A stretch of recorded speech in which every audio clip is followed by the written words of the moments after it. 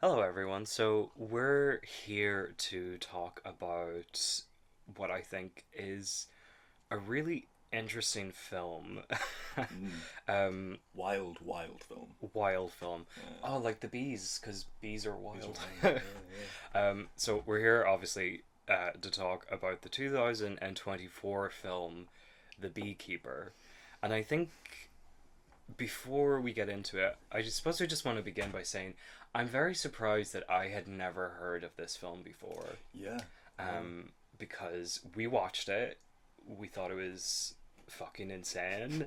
Um, Very entertaining. Fucking crazy. Crazy. Yeah. and then when we looked it up afterwards, according to the Wikipedia, it's Mm. like this film got very good reviews and it made like something like 140 million at the box Yeah. office. Yeah. And it's Yeah. very recent. It was only like 2024, so like last Yeah. year, and yet I never heard of this film, even Absolutely. though it Yeah. was obviously a big hit. It made a bunch of money. Yeah. Um, Yeah. Was a huge phenomenon and like has the quality of like is a very silly film in like a lot of ways. A budget of 40 million, I believe you said, like as well. I So think like so. so Yeah. like huge success, very very profitable, and a sequel is in the Yeah. works, right? There's a Yeah. sequel. There's a Right. sequel on the way, and I'm just like, well, I mean, I suppose we can get more into this when we sort of go through the beats of the story and Mm. everything. But Mm. like, I don't know what a sequel would entail because it's kind of like they kind of went to the very top. So like, where do you go from Yeah. here? How do you top that? Like, Outer space, yeah, I yeah, think. yeah, um, yeah. yeah. So this is a for anyone who's listening and you don't know what the Beekeeper is. It's like an action revenge thriller film Mm, um, that has a lot of social commentary, but mm, I feel like is very confused as to what it actually wants to say with that yeah, yeah. commentary. The writers really wanted to let us know we live in a society. We do, Oh and my and they're god. here to tell us about it. You know, Like the bees. The like bees live in bees a have society. they have a society, we have a society. We are like bees, and that's literally a point in the film. Jeremy Irons' character says that humans are like bees. Like That's it's yeah, on a Jeremy Irons is like he's like giving a really good performance. It's a performance that deserves to be in a better film, in mm, my opinion. But yeah, mm, so yeah, we'll, I suppose, yeah, we'll begin. So the film opens and there's like a montage of bees. yeah, It's yeah, like pictures of like hieroglyphs from ancient Egypt and like Hindu goddesses and stuff surrounded by I bees. love that. I loved all the ancient imagery of bees, and like I wish that had gone somewhere. I was hoping for like some Egyptology, bee antics. It Yeah. just kind of served as the opening though. And I think and the montage is like it's the credits montage, so it's like all of the actors' names and like producers and writers, so it's the credits essentially, and then it ends with this very interesting image of like a sort of a square of I guess what would you call it, like the sort of the honeycomb square, but Oh it's right. also off of these wooden slants and it's shaped like the American flag. Oh damn! I Did didn't you? notice that. Oh No, yeah, no, that's it's excellent. That's perfect. it's really interesting because it's just like okay, so the film's gonna try and say something about the state of America, I guess. But yeah, so we have the opening credits, and then we cut to Jason Statham Mm, in this barn, and he's like trying to get rid of these hornets that are going to infect the hive mm, because that's his job as a beekeeper. yeah, And we also find Felicia Richard is in the film. She is kind of his landlady, mm, and there's some very like the first exchange of the film between any of the characters are between Felicia Richard and Jason Statham, and she says to him, "Oh, so what do you do with the bees when or what do you do with the hornets when you've caught them?" And then he says, "If you don't mind, I'd like to keep that between me and the yes, bees, if you don't mind." And I'm just like, yes. okay. I love that. Like her response is literally like, "That's okay." Yeah, she's like, it's okay, I understand these things. It's just like, What do you understand, Felicia? I love that line as an example of how like Jason Statham is going for this I am very badass character, and he's laying it on so thick that at times like that it becomes so absurd. Like he says things like that, like that was probably meant to sound badass and mysterious, but instead it sounds fucking weird and alarming, right? It's like, are you gonna fuck the hornet's nest? Like, what do you mean? You know, what are you talking about, man? Like, well, you know. I like putting honey on my penis. um, yeah, and then yeah, it's just like I sincerely doubt this was intentional, but it kind of clues you into the fact that Jason Statham's character in this film is like just an absolute sociopath.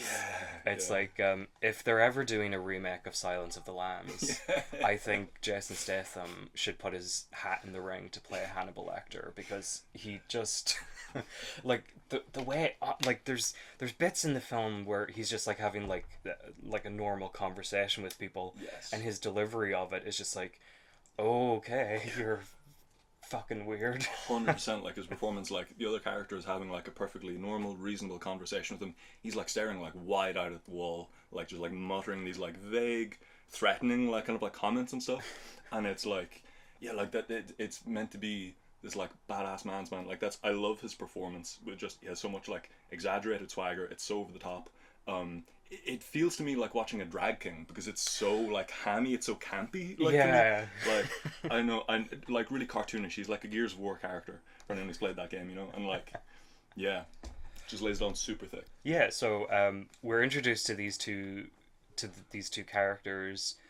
That's the beginning of the film, and then I suppose immediately afterwards, like the inciting incident occurs in which Felicia Richard is on her laptop, and she receives this notifications like, "Oh, your computer has been affected with a virus. Call this number, and we'll help you sort it out."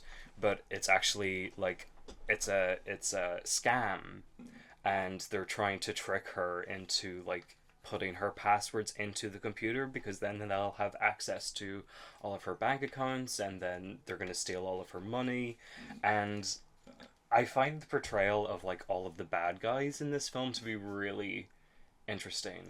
It's like it's like so over the top. This guy who's like almost doing like a stand-up bit in the middle of this like scam headquarters, and he's just like, "Oh, you know, I made a mistake. You know, I'm gonna lose my job. I have kids. I don't have fucking kids." It's just like Says to the crowd, like absolutely. I love the editing of that sequence, and like it's done quite well to like keep you engaged with it. But there's an inherent comedy to me in like the way of like having it edited as an action sequence, just like an online scam. You know, for such a mundane thing. The guy basically just asking like, you know, what's your credit card number, or what's, you know, the 3 numbers on the back, like that kind of thing, but with like high tension, you know. And it just, I don't know, it just sort of like, it's just that thing of kind of really hyping up bad people to be like cartoonishly evil. Yes, absolutely. And it makes me think of like a superhero film. Like they're like these like cartoon like villains, you know. Yeah. Like, you know. And it's just like, obviously, like online scams obviously are very bad, and they happen all the time, and especially to older people. But I feel like or even just people who are not like tech savvy, which, you know, Felicia Richard in the film, she's like, "Oh, you know, I don't really know what I'm doing. My daughter set up all of this stuff for me." But yeah, she goes through, she puts in her passwords, and they steal all of her money, and then Jason Statham comes back in the evening with like a jar of honey, and he finds that Felicia Richard has committed suicide because she's lost all of her money. And then immediately Felicia Richard's character's daughter, who I'm going to be referring to just as daughter because I can't remember her name. No idea. She's quite a dull character.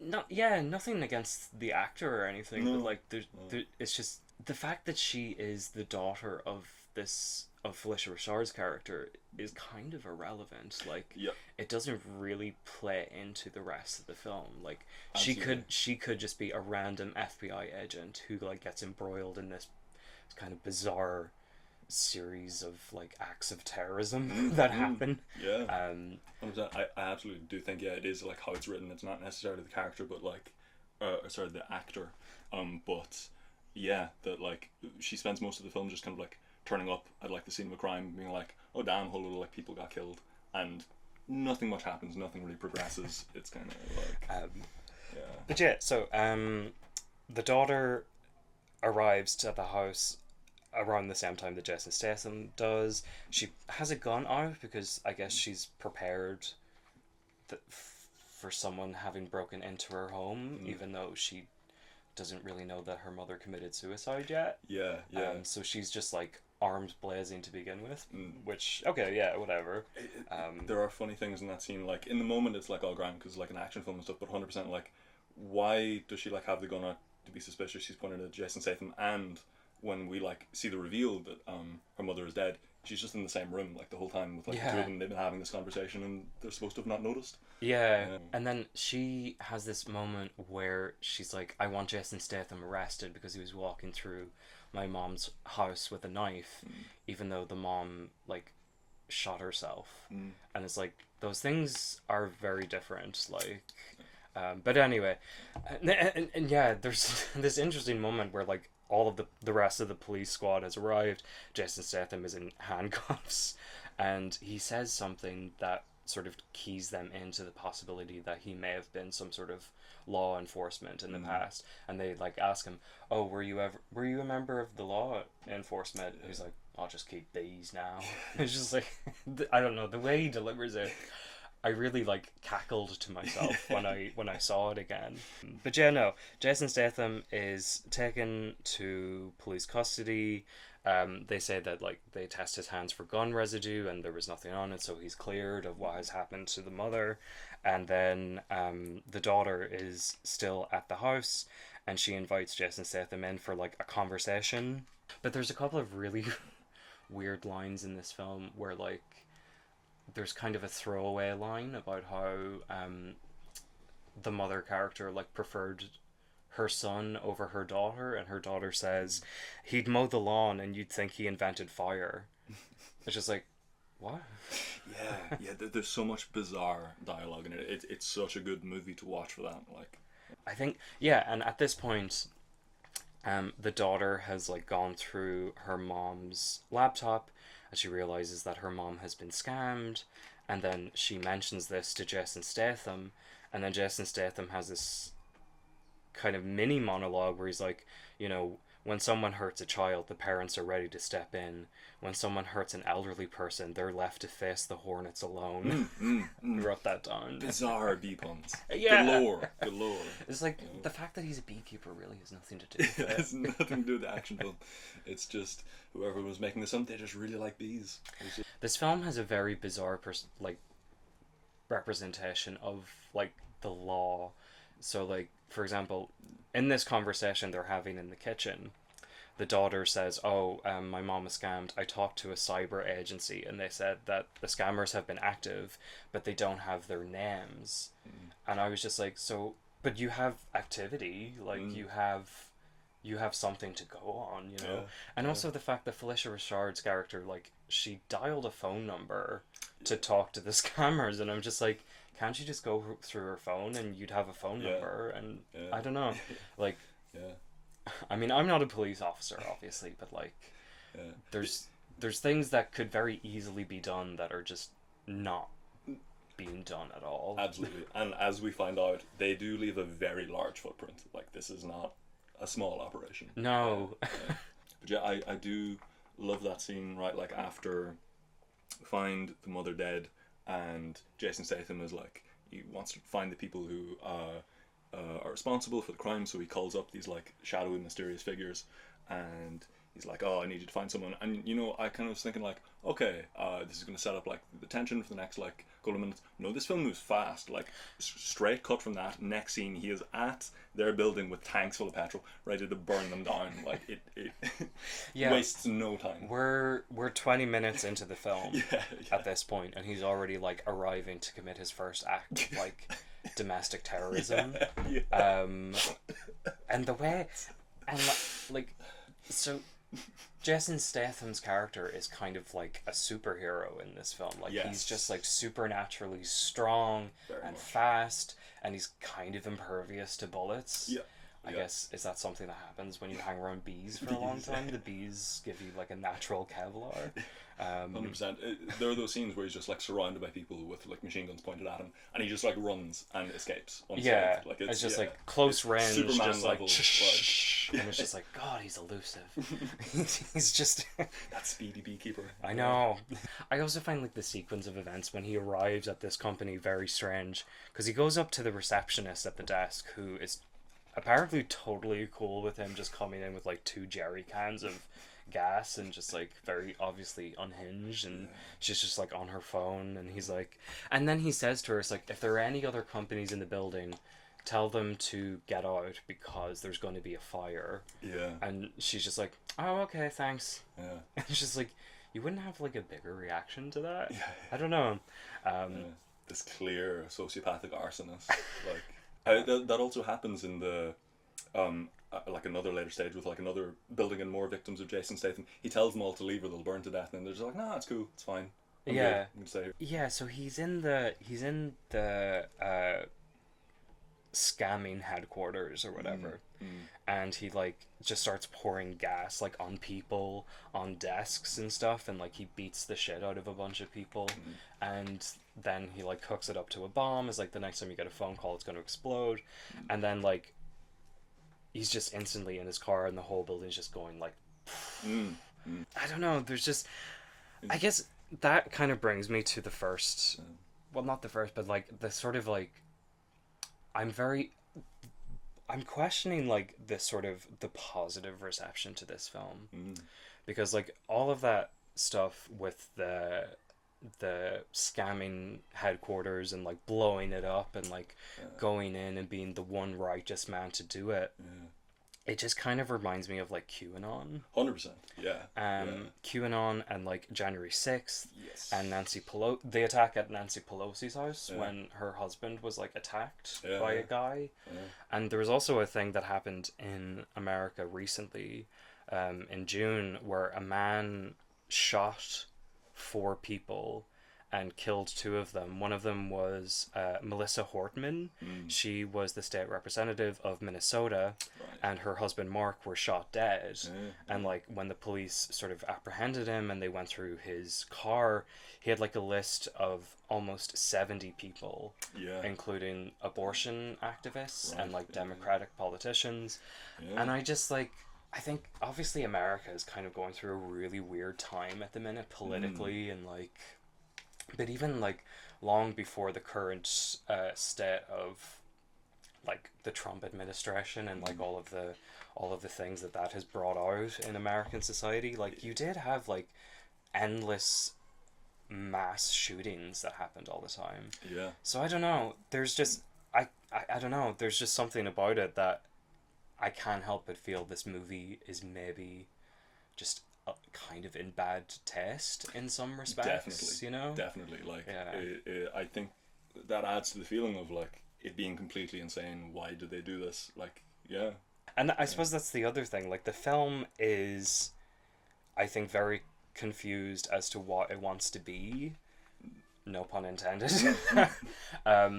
The fact, okay, just remember, like, where all of this goes, it all starts with, like, a scam, like a phone scam, which, yeah, that's a shitty thing that does happen a lot, but what does that really have to do with, like, where this film goes in terms of, like, the progression of the action and, like, and also, like, Jason Statham in this film, he just fucking loves to kill shit. Yes, like, by the end of it, he's just killing people left and right. It doesn't matter what they've done, what their purpose is. Like, he's killing everyone who isn't a main character.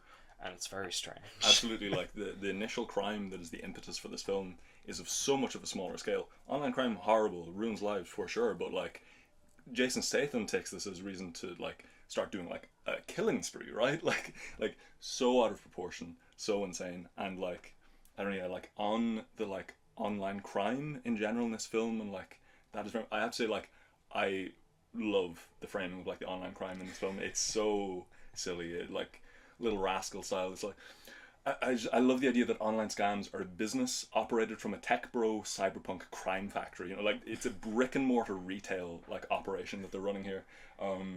You know, there is such a like a cartoonish simplicity to it. It's really silly, really endearing, and like I do think there is a romance to that narrative as well. You know, that online crimes are caused by a particular criminal organization, so that if we can find them, we can stop online crime, which is in stark contrast to the reality of our world, right? That, you know, our lives, our personal information, were moved onto the internet by tech oligarchs for the sole reason of making profit. And the oversights with this new medium, the danger, the damage done to our lives, you know, by this, was a business externality for them. You know, it was someone else's problem, which is our problem, right? So now, when we manage our personal finances primarily online, primarily through our phones, those oversights have become glaring problems, right? Like, we are vulnerable to so much anonymous crime in the internet age. Any individual with internet access can send phishing emails, make scam phone calls. You don't need any specialized equipment. You don't need weapons. You need a smartphone. You know, in a world full of desperate people who need money, there's always going to be someone who's going to take this means of getting it, you know, and there will always be people vulnerable to these scams. You know, finding a victim, just a matter of casting a net wide enough, right?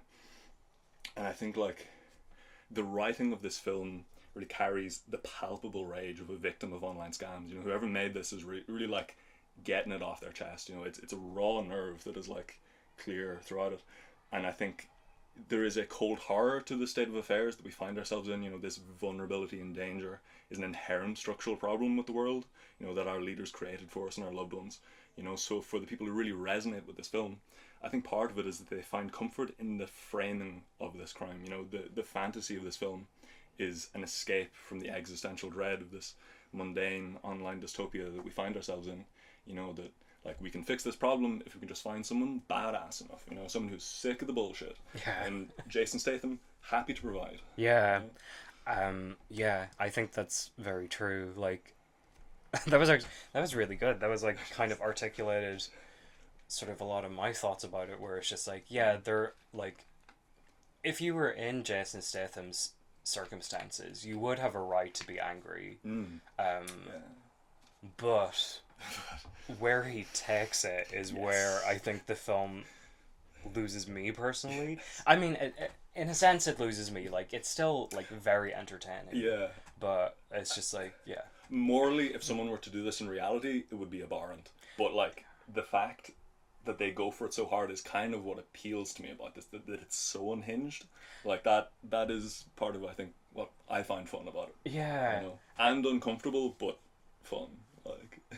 Yeah, I mean, at the end of the day, it is like a revenge thriller, and I think those movies do tend to appeal to something that I think everyone can sort of resonate with, but I don't even think it's necessarily unhealthy to be like, to want to put your rage somewhere where it's like, oh no, they deserved it. Like, I think that's very human. I think that's very normal. And, you know, art is like a natural medium to explore that kind of thing in without it actually hurting people. But, like, obviously, like, one of my favorite movies of all time is Kill Bill, and that's like a revenge film, and it's also like this huge fantasy. Like, it's kind of similar to Jason Statham in this film. It's like, it's very unrealistic that this one woman could like fight like dozens of people at the same time and like win, but like that's you sort of accept that as like a part of the fantasy of it. And I think also this film is very like, I feel like it's very much inspired by like the John Wick movies, and like there's been a ton of those like action revenge, one like super badass man at the center of it. You know, like John Wick and Nobody and Bullet Train. There are parts of this film that really reminded me of Bullet Train. I don't know if you've seen it. I have not. No. It's a pretty good movie. It's like all of these assassins end up on a bullet train in Japan, and it's just like someone has like the loot, and they're all just like kind of double crossing each other and fighting each other to get to the loot. It's you know, it's nothing we haven't seen before, but just done very well. It's a good time. But speaking of tech bros, now we get introduced to like the two uber bad guys of the film, played by Josh Hutcherson and Jeremy Irons, and I kind of love I kind of love Jeremy Irons in this film. I Same. think he's because he is obviously like a very good actor. He's like he's putting so much effort into all of it, and that makes it very entertaining.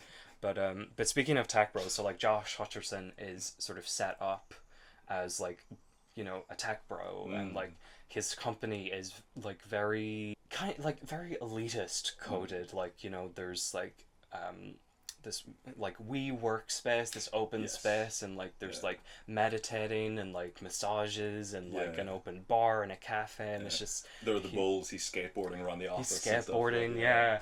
yeah.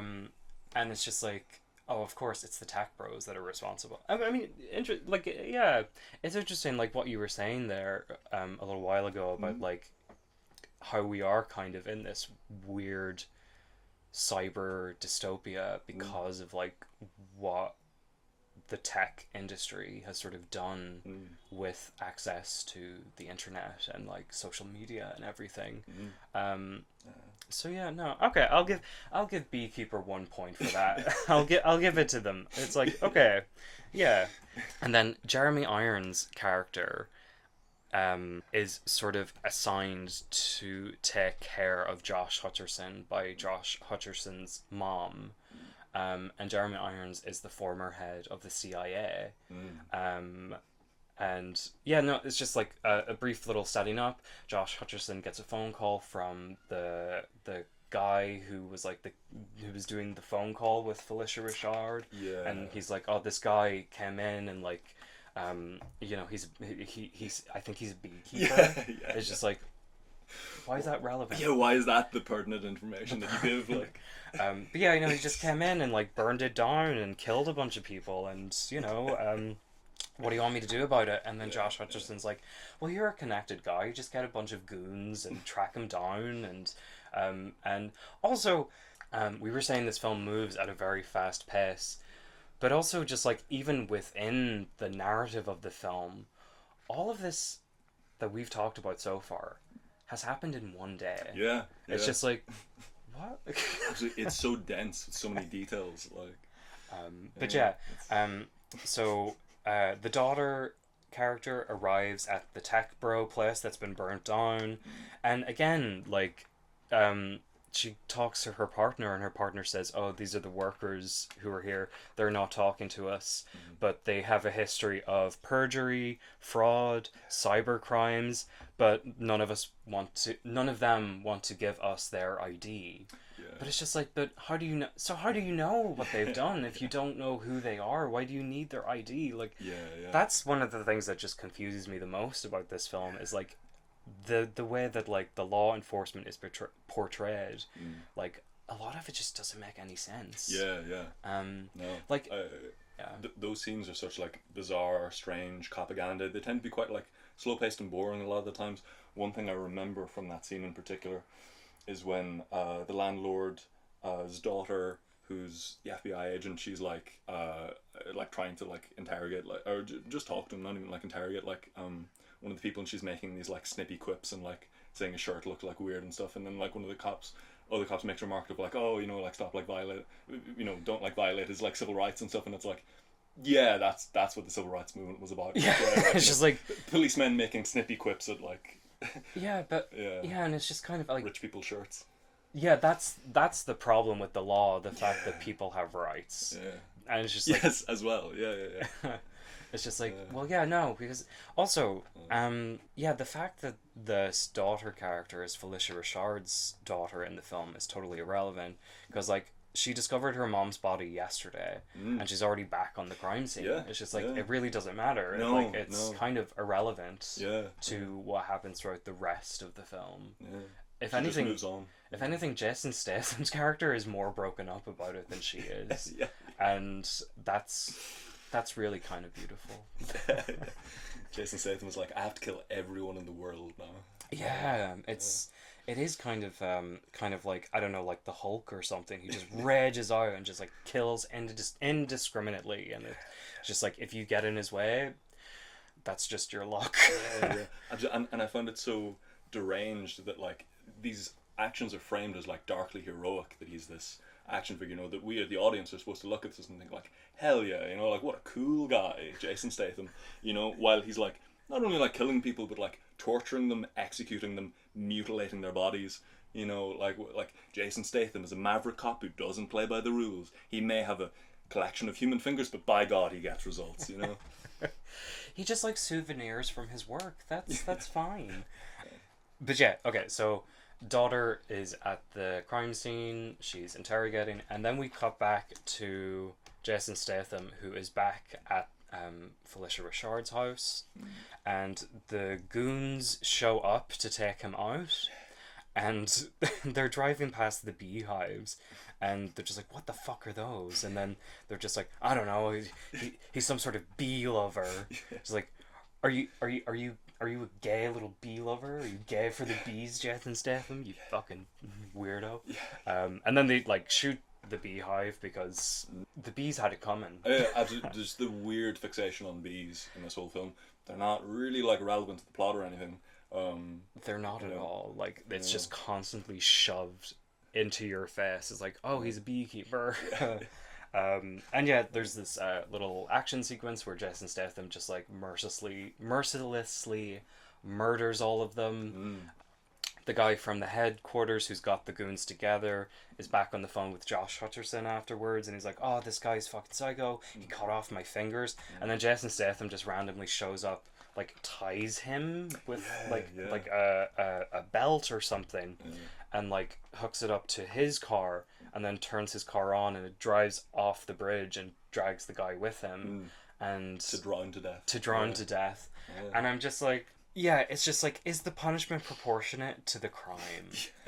Like that's the big question here. Fair enough. At this point in the movie, that guy did show up with goons to like kill him, so I'll give Jason Statham that. I'll give him that. It's just like, you know what? He fucked with your bees. You're gonna get him back. We then cut to another scene between Josh Hutcherson and Jeremy Irons, and one of the reasons I really love Jeremy Irons in this film is like his delivery of these really weird lines. Extremely cheesy lines that he says with his like Shakespearean experience. Like with such gravitas that it like kind of works. It does. But he's just like, the only thing you know about him is that he's a beekeeper. Jesus. Because he knows, like, oh, when you fuck with bees, you're fucked. When you fuck with bees, you get stung. Yeah, and this weird kind of like cutting back and forth between all of these characters. Daughter, she finds out that United Digital something or other is United the name. Data Group, I believe. Data Group is the name of the scam organization. Yeah, so she finds out that like the office that Jason Statham has burned down is like just a link in a chain of offices, and she's like, okay, we need to find the head office to like really put to bed this whole operation. And it's just like, okay, so that thing you were saying at the beginning when you were like, oh, we wouldn't be able to find them, it's like, but you figured out what they're doing. Yeah, they just did. You figure out what they need to do, and like she's like information. She has like information about like so there's this establishment. All of these workers have criminal backgrounds, even though you don't know what their names are, and it's just like, isn't that enough? Like to like at least detain people. And also, there's another thing in this scene between her and her partner where they're discussing all of this, and in the background the ceiling is like leaking, and there's a guy with a bucket under this drip that's happening, and I was just like, oh, okay, is that the film trying to tell us that like the reason that the law is ineffectual is that it is underfunded? I think that it is saying something about like, oh look, they're so scrappy, you know, things like falling apart their budgets, but like if you ever take a look at like the police budgets in the US, like it is insane. Like there is no one else better funded in the US than the police. Like money is not an issue. They're. So like the police and the military, they would probably get like insane amounts of money. It's like when you're the New York police, it's like if you were to consider New York as its own country, and with the New York police being like the army of New York, they would have something like the seventh best funded army in the world. Really? It's the budgets are astronomical. Like, Yeah. um, Yeah, so we go back to Jeremy Irons. Jeremy's Iron. Jeremy's Iron. Jeremy Irons, he calls a connection in the CIA played by Minnie Driver, who is really only in this film for like 2 or 3 scenes, which is a shame because I think Minnie Driver should get more work. But anyway, and he's like, "Oh, my protege fucked with a beekeeper. Can you do something about it?" And she's like, "Oh, okay, yeah, I will." So I think at this point in the film, it's we kind of learn that Jason Statham's character is not just like a beekeeper, like as someone who takes care of bees, but it's kind of like a code word for this super secret organization of like, I guess like mercenaries. And like yeah, that's like the reveal that the Beekeepers is also the name for like a like super secret like military intelligence police, like above the FBI and above the CIA. Just incidentally happen to be called Beekeepers, happen to be bee themed. Why? Jeremy Irons says some words about it, but it's just like, they just like bees. That's pretty much it. Like, and we can get into this a little bit because after Irons calls Minnie Driver, she sends the current beekeeper to kill Jason Statham. A couple of things about this. Number one, she's dressed like she fell out of a 1980s cyberpunk movie. Yes, she's straight out of Blade Runner. Yeah. I mean, it's kind of a cool look, but if you're trying to be like the super secret organization and ops, you want to dress like a plain Jane. You don't want to draw attention to yourself. But speaking of drawing attention to yourself, she turns up with a minigun. A minigun on the back of her pickup truck, and she like shoots up this like gas station, and it's just like, you're supposed to be like under the radar. Like you're just it's like she may as well just be like on Facebook Live being like, yeah, I'm gonna kill this like secret agent. I'm also a secret agent, but don't tell anyone. Yeah, and then this fight ensues. Jason Statham kills her and then just like blows up the entire gas station, I guess, killing everyone killing inside. Bystanders. We are showing other bystanders there, who are just killed. Who are just like, oh yeah, and then Minnie Driver calls Jeremy Irons back and is like, okay, so she's dead. It didn't work. He's still out there. I can't really help you. And also, like, I've contacted the Beekeepers and they're going to remain neutral on this. Yeah. It's just like, okay. It's funny. I thought there was just one, but okay. Yeah. It kind of drops the plot point, right? That's kind of the end of the Beekeepers from there. Yeah, it's like as an organization, the Beekeepers are like kind of irrelevant at that point because it's just like, oh, here's the current beekeeper. It also kind of works like the president. It's just like, oh, there were past beekeepers and there's a current beekeeper. And, it shows like Jason Statham like branching out from not only like killing these like online terrorists, but now he's killing like beekeepers. He goes on to kill like randomers and police. And also daughter comes to the gas station. She's having a hell of a 2 days because all of this has been 2 days at this point. And it's just like, also, is she the only like police officer in Boston? Is she the only FBI agent in Boston? Why is she? Anyway, but in the back of the now dead beekeeper's truck is like a little manual about beekeeping for beekeepers, but it's not about like secret ops or anything. It's actually about the animal, the bee. So it's just like, is this organization like a quasi eco warriors thing where it's just like after a life of like organized espionage and terrorism and assassination, you retire into a life of like beekeeping, like actually beekeeping, like they do wrap that in, that it's like, oh, the ecological importance of bees, and they kind of go on these are like tangents of kind of like getting into like climate change and stuff, and it's very like Birdemic, where it's just like very shoehorned in that like just have this and the thing. And I will say that is my favorite thing about that character. how Jason Statham's info dumping about a special interest like rubs off on her. She gets really into bees. Half an hour into the film, she's like, damn, bees are kind of cool actually. She's in the office with her colleagues. You're telling them like, and another thing that's cool about bees, and they're like, oh, would you shut up about the fucking bees? Nobody cares. And she's like, I just think they're neat. Not the bees. Yeah, because Jeremy Irons actually, after the current beekeeper is killed, he like assembles a squad of SEAL team agents, and he has this little monologue about how our nation is not unlike a beehive with its complex system of workers, caretakers, even royalty. And I'm just like, isn't this set in America? What royalty are you? Anyway, people are like bees. Yeah. That's... And he also says, if any of the beehive's complex mechanisms are compromised, the hive collapses.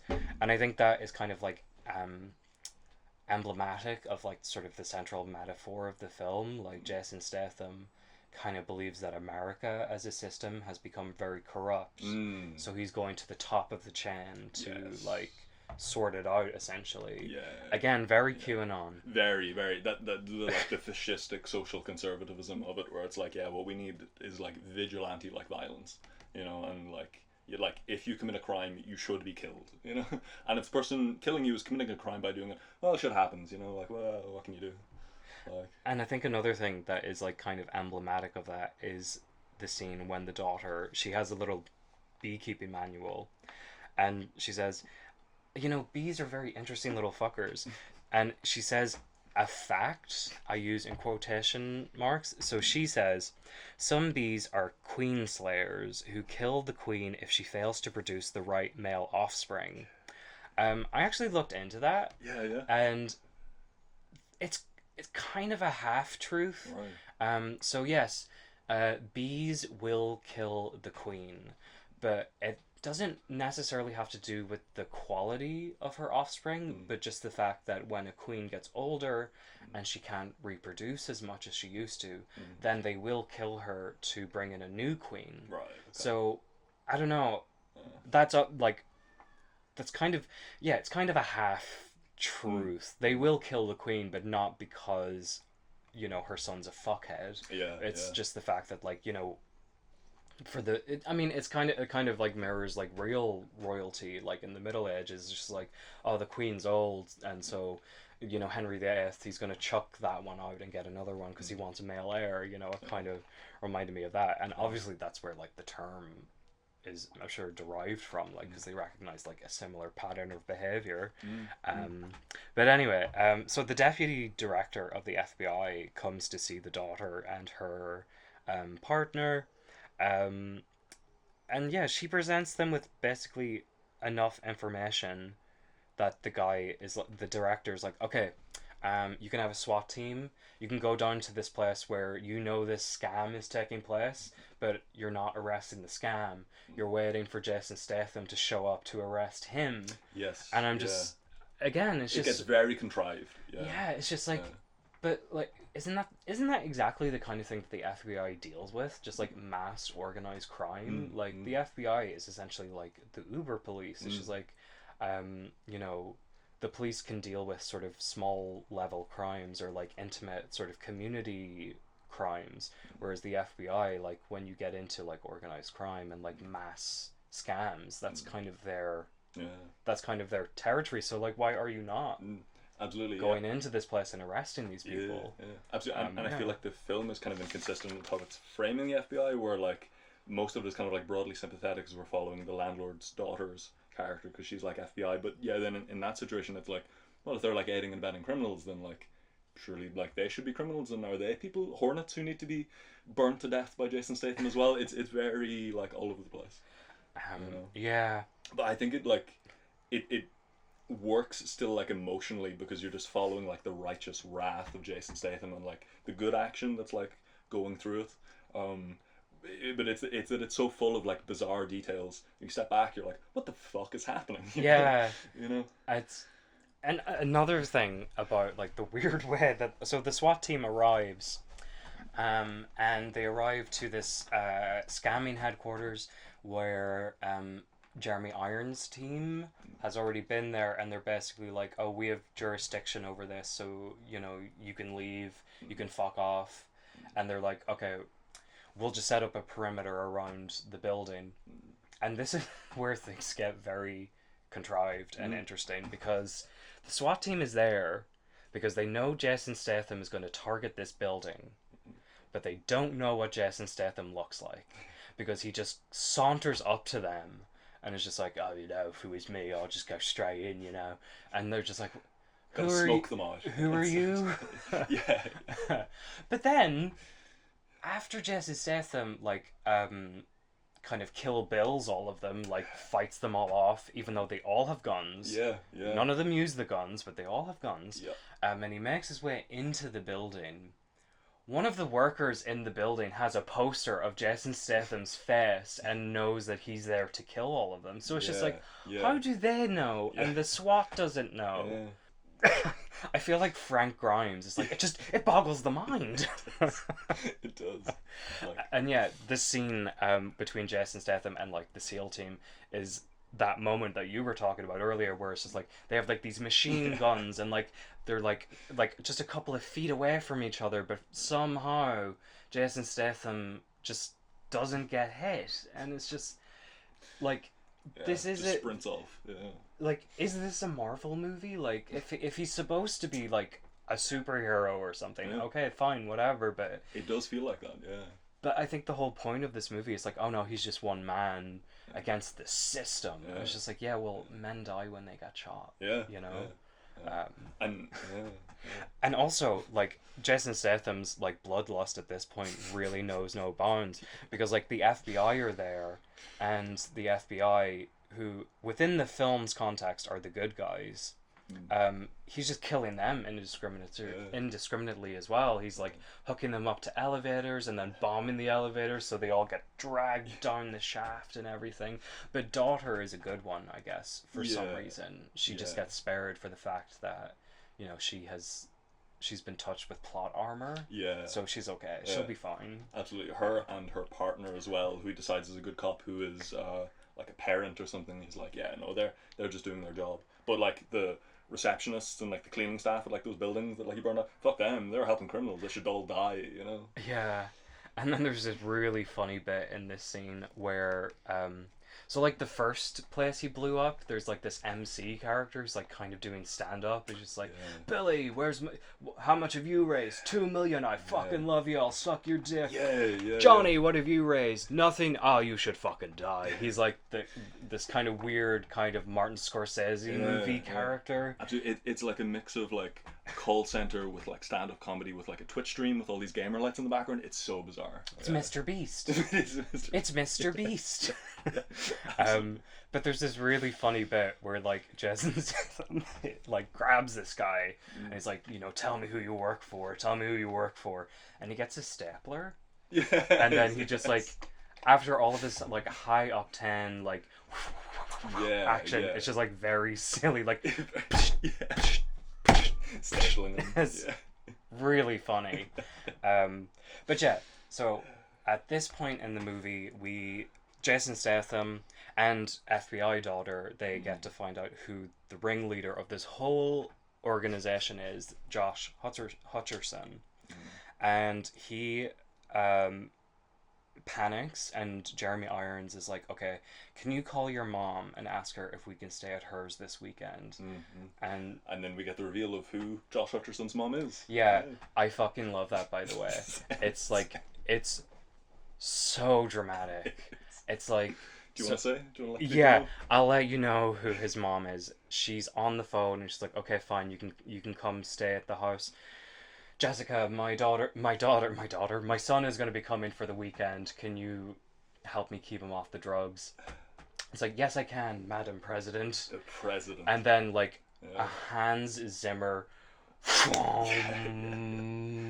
It goes all the way to the top. All the way to the fucking top. and I must say, the president is very, very reminiscent of Hillary Clinton. Very, yes. I don't think that could be coincidental. It's no. The ultimate villain here is the Clinton crime factory. You know. I just love that moment so much where they say, "Yes, Mrs. President," and then it's just like, because it's just like, that could have worked in a better film where, like, you know, you're sort of slowly following the chain of command of this crime organization. Yeah. And it's just like, oh no, it's actually the president. But Yeah, I it think would have drama and gravitas. I think just because this film has been so silly up to this point that it's just very funny. Absolutely. The first time I saw it, I broke my ass laughing. Yeah. Yeah. Like, and at that point, I was like, "I'm in. Hell yeah! We gotta take out the Queen. Let's fucking see. Go for it, Jason. What's happening?" Yeah, and so after we have that reveal of like who Josh Hutcherson's mother is the president, who is played, by the way, by Gemma Redgrave. I'm a big fan of the Redgrave family. Yeah. Like, they're like a family of actors, Vanessa Redgrave being probably the most successful. But I will say, I think Gemma Redgrave, as little as she is in this film, she's very good. Yeah. I really liked her. Yeah. A lot of a great cast across the board, right? Yeah. A lot of them, like, very, very good. Like, a lot of actors who, like, should be in a better movie. But 100%. anyway. Yeah. But after this reveal, there's this weird moment that I think just kind of further confuses the messaging of this film, where we're back in the FBI headquarters.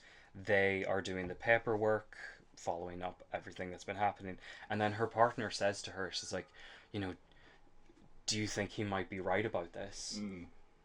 Right about what? Yeah. What's happening? What are you people on about? What?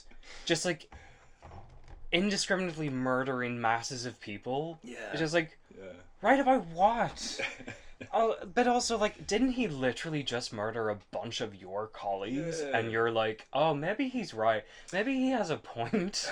Yeah, like, she gets really sympathetic to him, which is bizarre. Yeah. But yeah, they have another meeting with the deputy director, and basically, because they've figured out that Josh Hutcherson's is the head of this crime syndicate, and that he is the son of the president, and they have another meeting with the deputy director, and they're basically like, yeah, we figured it out, it's the son's president who is at the center of this whole crime organization. And he's basically like, you have a blank check, do whatever you need to protect the president from Jason Statham. Yeah. And it sort of culminates in this like ending half hour where they're all at like the president's, not the White House, like one of her properties that I think she owned before she was president. Yeah, like a holiday home on an island kind of thing. Yeah, and it's like, it's kind of established that even before she was president, they were insanely wealthy, because this is like a huge house, massive portraits and offices and shit. And there's just a bunch of like really silly little moments in this whole sequence. For beginning with Jeremy Irons saying, "You need to get rid of the Secret Service. I don't want them here." It's just like, why don't you want them here? Surely you would need as many people as possible to stop this like Michael Myers, Jason Statham figure who's just like unfucking killable. Absolutely, and like, why are you going ahead with the party? Like up until like very late, as like even as gunfire is happening, like people are still just like drinking and chatting and hanging out. Yeah, people are just like, oh, you know, I live in America. Shootings happen all the time. It's just like, I'm used to it, I guess. And then we have this really strange moment between the president and Josh Hutcherson, where they're just kind of like, she's just like, Jeremy Irons is very scared. What have you done? And he's like, oh, you know, it's cool. Don't worry about it. And then she says to him, "You're a good-looking kid." Yes. You know that? Yeah. You really are. Yeah, they push this like incest like kind of like tone, which is like, this is weird. It's just like, that was a choice. That was a choice. Like, you didn't have to go there. I feel like, even if you wanted to say something about like the nature of corruption in American society, you don't have to make it sexual. You know? Yeah. But and anyway. it does feel quite like post Epstein in a way, to have this island with like this sexual deviancy and stuff. It's feels quite conspiratorial. Yeah. So all of the FBI characters, including the deputy director, are at this party. The director kind of confronts the president, and the president brings Josh Hutcherson in, and like, she's kind of like, did you use your crime syndicate to raise funds for my presidency? And he has this line where he's just like, I used like FBI machines to like track money and not terrorists. And it's just like, but they're already like really rich. So it's just like, why did you need to do this? And also, Absolutely, and then, like, it was illegal campaign funds, and she's like shocked at this idea that he got that money illegally. It's like, where like did, what? where did you think You're it doing came a crime? from? Like, Yeah. what? Oh. And like, yeah, so Jason Statham's there. He's like killing his way into the office, and there's this other random character who he's the guy who kind of sounds like he is South African. Yes, this is South African starburns. Yeah. Yeah, Starburns. Yeah, Big sideburns going on. It's weird. Yeah. and he's just like, I can't do a South African accent, so I'm not going to try. But it's just like, I fucked with a beekeeper once.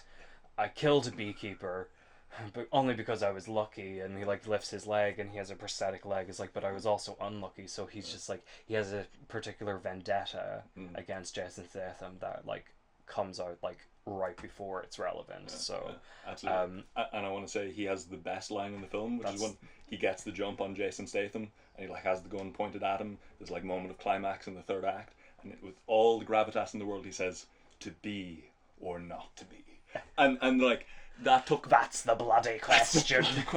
That took both of us out for like a minute. Like I had no idea what happened after. I had no idea how Jason Statham got out of it because I was like a full 60 seconds. He had to just recover. That's one of the reasons I watched it again last night, is because like I did need to like focus and be like, okay, maybe there's plot elements that do explain things, so I need to like focus. So he has set up a bomb on a car. I saw it after, and he's holding it in his hand. And like he blows it up, and everyone's like, oh no, there's a bomb, and he grabs the gun and like just shoots everyone. And but so Jason Statham is like killing his way to the top. And it's kind of cutting back and forth between Jason Statham doing this and like the conversation that the president and Danforth is the name of their surname. They're having this conversation where she's like, "No, I'm going to tell the truth," and the son's just like, "What? Why are you going to tell the truth?" And she has another very interesting line where she says, "You corrupted an imperfect but functioning system." I guess that line to me was very interesting because it kind of read as a recognition that, American politics is having a moment right now, and like I think it's kind of mainstream consensus to accept that it is a very flawed system and it doesn't really work for 99% of American people. Like it's very much a system that's geared towards the rich and the top. Really like cartoonish, that like that's kind of, it's almost her kind of like redemption, that she realizes she's done something wrong, that like she's gonna oh no, I'm gonna tell the truth and confess like what I did. And it's kind of like anime logic, and it's like, what, this insane mass murderer who's been like blowing up buildings all over the country, you're gonna tell him the truth and that's going to solve the problem? Bizarre. This all started because of a phone scam. Like, how did we get here? Exactly. How did we get to the point where we have to kill the president to save the world from this crime syndicate? Which, as you said, Josh Hutcherson being the president's daughter would make Josh Hutcherson Chelsea Clinton. So Chelsea Clinton is like the villain of this. Chelsea Clinton is the unsung villain of the 2020s. And this whole sequence as well, where he's like making his way to the president's office, where they're having this heart to heart. There's a bunch of like moments and lines as well that I think are like kind of indicative of like the sort of the philosophy of the movie, but something that just confuses me much further. Like the guy who had that great "to be or not to be" line, they have a final like little fight between just them in the hallway, and the guy says to Jason Statham, "You're just a man," and he's like, "Oh no." Okay. Yeah. Like. And then just before he gets to the door, Jeremy Irons shows up and he says, "What does it matter to you how presidents become elected?" And then Jason Statham's like, "It doesn't." and then he's like, oh well, what does matter to you? Right and wrong. It's old fashioned, but there's good in the universe. And it's just like, you've just been like murdering people. Yeah. Like what? Yeah. Just again, just like indiscriminately. I have to stop saying that word because I can't say it, but you know what I Yeah. mean. Like Yeah. he's just going out and murdering masses of people, and it's kind of irrelevant to what those people have done to sort of set him on this path of violence. Yeah. He's just like, oh, Absolutely. that's just kind of like the common casualties of like war, I guess. Yeah. And I Yeah. find that line very interesting because just like this film is like kind of, I guess it kind of puts Jason Statham in this position where yes, he's going after the president, but he doesn't really care how the president got to be the president. Mm. So it's just like, so is this film like a vicarious fantasy for people who were disillusioned with the way like politics kind of runs everything at the minute, Mm. or is it not? Is it just like, no, I just want to be like a I just want to be a fucking beekeeper. I just want to like make my honey, and I just want to like, you know, have sex with the hornets. I don't. It doesn't. I. I don't know. I was very confused by that. It's just like, do we care about the president, or is this just purely the fact that Josh Hutcherson scammed Felicia Richard? Yeah. I think it's supposed to be the latter, but Yeah. I'm not sure. Yeah. Yeah. And it is set up in a very strange way. His decision to like kill the president, they just have a couple of vague lines saying like, yeah, you know, he has to protect Vi, he has to like take out the queen, you know, all these things like bee killer and stuff. It's all very like metaphorical and stuff. We're never really given much of like a tangible, you know, reason why he would hate the president and stuff. Yeah, but then, but it actually turns out that that hasn't actually been his goal at all. Like he's not there for the president because in the final like confrontation, Josh Hutcherson has his arm around her, Yes. and he goes to shoot her, Yeah, and then yeah. he shoots Josh Hutcherson. Yes. And then once he's done that, he's done. Yeah. Yeah. He's finished his mission. Yeah. And the president is kind of ancillary to this whole arc of violence. Absolutely. And Jason Statham jumps out the window, Father Jack style. Yeah. Just, yeah, look at that. It's like, here I go. Yeah. Like whenever he stormed into that room with the gun pointed at Hillary Clinton, the first time I saw this, I was fully expecting him to like shoot Hillary Clinton. Like he would just shout like, "This is for Benghazi, you fucking bitch," and like boom. But like, yeah, makes a lot of sense that he didn't do that. You couldn't really. I feel you can't make a film right where the thing is that they killed the president who was very much Hillary Clinton. You know, I'm glad certainly that they didn't do that. But part of me does feel like that was originally what they wanted to do. I don't know. That feels like kind of the intent, kind of. You know. And I think that's probably why you have those moments where the president is like no, I'm going to tell the truth. I'm going to tell the truth about where this money came from because they had to like walk it back a bit of like, oh, okay, no, maybe the Clintons aren't evil. She's not necessarily a bad guy. Her son's just a shithead. You know, it's the son that's the problem. It's not the queen or the president. Be president. So yeah, we've come to the end of the film, and what a fucking ride. Yeah, oh, absolutely. Like, I would say it's so worth checking out. Like, mostly it's a really fun time, moves really fast. The action is, like, really solid and fun. They're good actors. And it will make you feel things. It'll make you feel things. I felt a lot of things, and I don't really know what to feel about those feelings, I guess. I'm left kind of with the closing feeling of, like, the masculinity of this film. And, you know, it's presenting us with, like, these ideas of masculinity. Two main ideas. You know, the first masculinity is the film is the one that the film is celebrating, right? It's personified by Jason Statham. You know, he makes good quips. He's a cool guy. He's a Gen X militarist, all of that. And the second masculinity of the film presents as the one that, you know, the film has contempt for, personified by Josh Hutcherson, because he makes bad quips. He's a weird nerd. He's a millennial tech bro. And of course, the thing is, both of these people are shit. Both of these masculine ideals are awful, you know. You both make terrible quips. You both fetishize violence and power. You're both weird sociopaths, you know. They're very much two sides of the same coin. And yeah, I know. And in general, I feel like the depiction of tech bros as liberal hippies feels like an anachronism to me for 2024, right? You know, this is much more like 2010s tech culture, you know, because, for example, if you look at how, like, Mark Zuckerberg and Elon Musk have spent the last decade ingratiating themselves with like right wing politicians. I don't know. The culture's kind of different now. Yeah. It's a weird mishmash. I think it's a lot more mainstream to like recognize that those people are fucking weird. Yes, you know? exactly. Like, whereas, Exactly. yeah, in the 2010s, there was like a lot more love for them because they're just like, oh my god, these people are geniuses. Yeah, It's yeah. just like they're actually not. Yeah, yeah. Like, Elon especially Elon Oh Musk. my god, yeah. He like was Oh.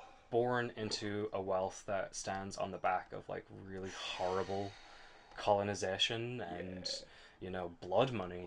You know, like talk about dirty money. Holy you know. shit. Yeah, yeah. I also thought it was so interesting that the day after we watched this film, I went to the cinema to watch a couple of things, and the first trailer that played was that trailer for Begonia, which is the new Yorgos Lanthimos film about these two guys. From what I can tell from the trailer, because obviously I haven't seen it yet, but from what I can tell, they're two beekeepers Yeah, yeah. who so the movie I know is a remake of a Korean movie from the 2000s, and basically the plot is they're both conspiracy theorists and they become convinced that this CEO or corporate head honcho played by Emma Stone is actually an alien and they kidnap her. That's what I know the film is about. I'm very excited to go see it because I love Yorgos Lanthimos' movies. They're very weird and absurdist, and I think he's one of the best filmmakers out there right now. But I just thought it was so funny that like these two films, having watched one and then watched the trailer for this new one, I just thought it's like two roads diverge in a yellow wood, you know? Yes. This trailer looks like what a sane person would think of Jason Statham's actions. That like, oh, this is horrific. This is deranged. Like, yeah, that's the great thing about Yorgos Lanthimos' films is like the film is aware that a lot of the characters in them are psychos and like especially I don't know if you've seen The Favourite yet. No. The Favourite is so good. Yeah. It's like Olivia Colman is Queen Anne, and it's like she's like kind of absurd. Like she has all of this power, and yet she's like incredibly unfit, and like obviously she's dealing with like a lot of mental issues. But like the way that is portrayed in the film is really hilarious and like really absurdist. Fantastic movie. Definitely recommend it. Did you just look at me? Did you? Look at me! Look at me! How dare you! Close your eyes! Yeah, I thought it'd be interesting to like have a look at what like the 10 out of 10 reviews were like on like IMDb. You know, to see what like the true believers, the people who like really clicked with it were. There are a lot of them that are really funny. There's just one that I'll read here. Yes. And it seems like the guy who wrote it was like really drunk whenever he did it. There are 3 full stops in this. But it's titled Superb. Ignore the haters, they prob think Avatar is great. Full stop. Movie or others, this is one, if not best, Statham movie. Going more guys he takes out than a dustbin man. Funny too, not sure if filmed mostly in UK, as to A of UK. Stars minor driver J. Irons. Full stop. Don Gillett and more. Even Miss Redgrave plays the Prez of USA. Not sure if was made with UK money. I mean, there's few USA actors in it, but apart from extras, most prob English. Nevertheless, it's great action, guns, blood, bodies mangled, etc. What more could you want from a film with hardly any CGI? Unlike Avatar ripoff or Marvel movies where scenes just stand in front of screen. 10 stars. Well, that's me told. Yeah. That's I've been put in my fucking place. Yeah, that's. I mean, I thought Avatar was fine. I don't. That. Yeah, that's the kind of guy who loves this film. Yeah. Well, you know what? This man obviously had a very interesting experience watching the movie. And very intoxicated. Yeah. We cannot take that away from him. No. So, you know what? Good on you, Mr. whatever your name is. Or Mrs. I don't know. I don't know who wrote this. Yeah. But yeah, that is the thing. Like, the kind of what we were saying at the beginning. Like, the reception to this film, the fact that it was a huge success. Yeah. Remarkably successful, yeah. And, like, from what I could sort of glean from, like, I mean, I didn't really read a lot of the reviews, but what I could glean from it is that, like, it's kind of people do enjoy it on a level of kind of like irony, like they kind of get that it's ridiculous and over the top. A lot of people do get that. Yeah. Yeah. Yeah. I don't even really know if there's anything else I can say on it. It's just like we've dissected it, we've done the autopsy, and you know what? We are not unlike a beehive. No. When the beehive is corrupted, but yeah, we live in a society. It's true. Bees live in a society. Yeah. We live in a society. I think there's a lot to think about there. So yeah, great film. Check it out. Wild action. The Beekeeper. Definitely check it out. And I, for one, am very curious about what they're going to do in the Beekeeper 2. But yeah, I think we'll just sort of wrap things up there. We've been going for a little bit now. Yeah, Beekeeper, I would give it a solid 6 out of 10. Either 10 out of 10 or 2 out of 10. Could be both. Could be both. Maybe it is both.